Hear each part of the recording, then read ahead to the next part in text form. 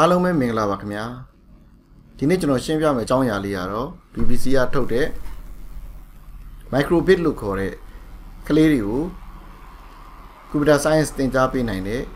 ကွန်ပျူတာတိတိလေးတစ်ခုအကြောင်းပဲဖြစ်ပါတယ် Microbit အကြောင်းကို microbit.org မှာအသေးစိတ်ကြည့်နိုင်ပါတယ်အော်ဒီ address လေးကိုကျွန်တော်တွားလိုက်မယ်ဆိုလို့ရှိရင်သူ့ရဲ့ user guide ကိုတွေ့ရမှာဖြစ်ပါတယ်Microbit မှာ original version နဲ့ new version ဆိုပြီးတော့ version နှစ်ခုရှိနေပြီဖြစ်ပါတယ် original version မှာတော့ကျွန်တော်တို့အတန်နေပါမလာပါဘူးဒါပေမဲ့ new version မှာတော့ဒီမှာအတန်ထွက်နိုင်တဲ့ speaker လေးပါလာတာကိုတွေ့ရမှာဖြစ်ပါတယ် Microbit ကိုအရင်တော့ဝယ်ထားတဲ့ကြိုဝယ်ထားတာရှိခဲ့လို့ရှိရင်တော့ Microbit အဟောင်းကိုပဲတွေ့ရမှာဖြစ်ပါတယ်ဒီ Microbit အသစ်ကတော့feature တွေပို့ပြီးတော့စုံလာတာကိုတွေ့ရမှာပါဒါပေမဲ့ဒီ Microbit ကိုဝယ်စရာမလိုဘဲနဲ့ simulator ထဲမှာဆန်းလို့ရတာဖြစ်တဲ့အတွက်ကြောင့်ပစ္စည်းရှိဖို့တော့မလိုသေးပါဘူး version အဟောင်းနဲ့အသစ်နှစ်ခုလုံးမှာ LED ပါဝင်တာအတူတူပါပဲအလုံးအစိတ်စီပါဝင်ပါတယ်အဲ့တော့ဒီ LED မီးလုံးအလုံးအစိတ်ကိုသုံးပြီးတော့ user ကိုပြခြင်းတဲ့ interface တွေကိန်းဂဏန်းတွေစာသားတွေကျွန်တော်တို့ဒီမှာပြသပေးမှာဖြစ်ပါတယ်သူ့မှာပါဝင်တဲ့ feature တွေကိုအကြမ်းမြင်ရှင်းပြပေးပါမယ် input device အနေနဲ့ button A နဲ့ B နဲ့ဒီနှစ်ခုပါဝင်မှာဖြစ်ပါတယ် version အဟောင်းနဲ့အသစ်မှာအတူတူပါပဲ version အသစ်မှာတစ်ခုပို့လာတာဒီ logo လေးကရွှေရောင်ဖြစ်သွားပါတယ်အဲ့ logo လေးကသူ့ကို touch button အနေနဲ့အသုံးပြုနိုင်ပါတယ်နောက်တစ်ခုကကျွန်တော်တို့ program ရေးသွင်းဖို့အတွက်ဆိုရင် USB ဘောက်ကနေပြီးတော့ကျွန်တော်တို့ကွန်ပျူတာနဲ့ချိတ်ပြီးတော့ရေးသွင်းရမှာဖြစ်ပါတယ်ဒီပေါ်မှာ USB ကောင်းလေးကိုတွေ့ရမှာဖြစ်ပါတယ်ဒါကတော့ကျွန်တော်တို့ဘယ်ဘက်ချမ်းဖြစ်ပြီးတော့ဒါကတော့ဟိုဘက်လှန်လိုက်ရင်တွေ့ရမယ်ညာဘက်ချမ်းဖြစ်ပါတယ် reset ချဖို့အတွက်လည်းဒီ pattern လေးပါတာကိုတွေ့ရမှာဖြစ်ပါတယ်အဟောင်းအသစ်ကအတူတူပါပဲ battery ကနေ power ပေးပြီးသုံးကျင်တဲ့လူတွေအတွက် socket လေးတစ်ခုပါပါတယ် Microbit ကြီးတစ်ခုလုံး run နေတဲ့ဒီ processor ကတော့အဟောင်းမှာဆိုရင်ဒီနေရာမှာဖြစ်ပြီးတော့အသစ်မှာဆိုရင်ဒီနေရာမှာဖြစ်ပါတယ်အဲ့တော့အသစ်မှာတော့ speaker အပူပါလာပါတယ် speaker ပါလာတာဖြစ်တဲ့အတွက်ကြောင့်အတန်ကိုဒီအပြင်က external speaker နဲ့ချိတ်ဖို့မလိုတော့ဘဲနဲ့အတန်တန်းထုတ်ပေးနိုင်ပါတယ်ဒီမှာတော့ကျွန်တော်တို့အတန်ဖမ်းမဲ့ microphone ပေါက်လေးပါလာတဲ့ indicator LED လေးလည်းတွေ့ရမှာဖြစ်ပါတယ်သူ့မှာထူးခြားချက်က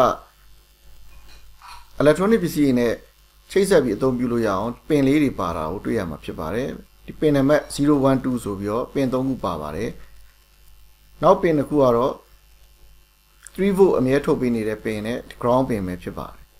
နောက်ဒီ power တွေကိုသုံးပြီးတော့ကျွန်တော်တို့ electronic device တွေကို power ပေးနိုင်ပါတယ်ဒီပင်တွေကို program လုပ်ပြီးတော့3 volt အပိတ်ဖွင့်ပြုလုပ်ပေးနိုင်ပါတယ်ဒီနည်းနဲ့ကျွန်တော်တို့က external device တွေကိုခိုင်းစီနိုင်မှာဖြစ်ပါတယ်အဲ့တော့ဒီ Microbit မှာတခြား accessory နဲ့တွဲပြီးတော့သုံးဖို့အတွက်ဒီပင်လေးတွေစိုက်ပြီးတော့အသုံးပြုရတဲ့နေရာတွေရှိပါတယ်အော်ဒီမှာဆိုလို့ရှိရင်ပင်လေးတွေမှာအချိုင်လေးတွေပါလာတဲ့ version အသစ်မှာ version အဟောင်းမှာတော့အချိုင်မပါဘူးဒါလေးတော့ဒီမှာအခုတွေ့ရတဲ့ထူးခြားချက်လေးပါအဲ့တော့ကျွန်တော်တို့အနီးကပ်ကြည့်မယ်ဆိုလို့ရှိရင်ပို့ပြီးတော့ထင်ထင်ရှားရှားမြင်ရမှာဖြစ်ပါတယ်အဲ့တော့နံပါတ်1ကတော့ခုနကျွန်တော်တင်ပြခဲ့တဲ့ခလုတ်ကလေးပါပဲဒီမှာ A နဲ့ B နဲ့ဆိုရက်ခလုတ်လေးနှစ်ခုပဲဖြစ်ပါတယ်နောက်နံပါတ်2ကတော့ LED လေးတွေပါအဲ့တော့ LED လေးတွေကကျွန်တော်တို့ LED အနေနဲ့အသုံးပြုလို့ရသလို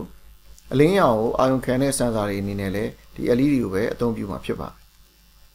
နောက်နံပါတ်3ကတော့ကျွန်တော်ခုနတင်ပြခဲ့တဲ့ဒီ pin နံပါတ်012ဖြစ်ပြီးတော့ကျန်တာတွေကတော့ power supply အနေနဲ့ပြန်ထုတ်ပြီးတော့သုံးလို့ရမယ်3 volt နဲ့ ground pin နေဖြစ်ပါတယ်ဒါကတော့4နဲ့5ပါ3 volt နဲ့ ground pin အဲ့တော့ဒီ TAF logo လေးကတော့ ကျွန်တော်တို့ခလုတ်အနေနဲ့ပဲအသုံးပြုနိုင်ပါတယ်နောက် number 7ကတော့ကျွန်တော်တို့အတန်ဖမ်းဖို့အတွက်ဒီမှာအပေါက်ကလေးပါတာကိုတွေ့ရမှာဖြစ်ပါတယ်နောက် LED သင်္ကေတလေးရှိပါတယ်ဒါတော့အသစ်မှာပါလာတဲ့ feature တွေပါအဟောင်းမှာမပါပါဘူးအတူမှာပါရှိလဲဆိုတော့ radio နဲ့ bluetooth antenna လေးပါပါတယ်ဒါလေးက antenna လေးပါပဲ antenna လေးကိုကြီးပြားလေးနဲ့ပုံသွင်းပြီးတော့ဒီထဲမှာ embedded လုပ်ပြီးထည့်ထားတာဖြစ်ပါတယ်အဲ့တော့ဒီတင်ပြပါပုံကတော့သူ့ရဲ့အဓိက on off ဖြစ်တဲ့သူ့ရဲ့ processor နဲ့ temperature sensor ပဲဖြစ်ပါတယ်နံပါတ်3ကတော့ compass ဖြစ်ပါတယ်ဒီ compass ကိုသုံးပြီးတော့အရက်မျက်နှာကိုကျွန်တော်တို့သိရှိနိုင်ပါတယ်ဖုန်းမှာ accelerometer ပါလာတယ်ဒါကြောင့်မလို့သူဘဲကိုစောင်းနေညာကိုစောင်းနေအပေါ်လှန်နေထောင်ထားတယ်စသဖြင့်ကျွန်တော်တို့ program ရေးနိုင်မှာဖြစ်ပါတယ် input ဖတ်ပြီးတော့သိရှိနိုင်မှာဖြစ်ပါတယ်အကျန်တာကတော့ကျွန်တော်တို့ဒီ power supply ပေးမယ် USB socket power supply ဒါမှမဟုတ်ကွန်ပျူတာနဲ့ချိတ်ပြီးတော့ program ရေးဖို့ USB socket ပါပါမယ်နောက် LED အဝါလေးတစ်ခုပါပါမယ် reset လုပ်ဖို့အတွက် button လေးပါပါမယ်ဒီ battery ကနေပြီးတော့ကျွန်တော်တို့ချိတ်ပြီးတော့ power supply ပေးနိုင်ဖို့အတွက်အပေါက်တစ်ခုပါလာပါအဲ့တော့ USB interface chip ပါပါတယ် USB interface chip ဆိုတာက USB နဲ့ဒီကောင်လေးနဲ့ချိတ်ဆက်ပြီးတော့အလုပ်လုပ်ဖို့အတွက်ကို chip ပါလာတာဖြစ်ပါတယ်အဲ့ chip လေးကကူညီဆောင်ရွက်ပေးတာဖြစ်ပါတယ်အဲ့ကျန်တာတွေကတော့ speaker တို့အတန်ဖမ်းဖို့ microphone တို့ဒီ power LED အနီရောင်လေးရယ်ဒီမှာအသစ်မှာပါလာတာတော့အဝါရောင် LED USB အတွက် data signal ပြမယ်အဝါရောင် LED လေးတစ်ခုပို့ပါလာပါမယ်ဒါပါပဲအဲ့တော့ reset နဲ့ဒီ power button လေးကတော့ဒီမှာနံပါတ်15မှာ version အသစ်မှာထပ်ပြီးတော့ပါလာတာတွေ့ရမှာဖြစ်ပါတယ်အဲ့တော့ဒါကသူ့ရဲ့အကြံဉာဏ်သဘောတရားပါ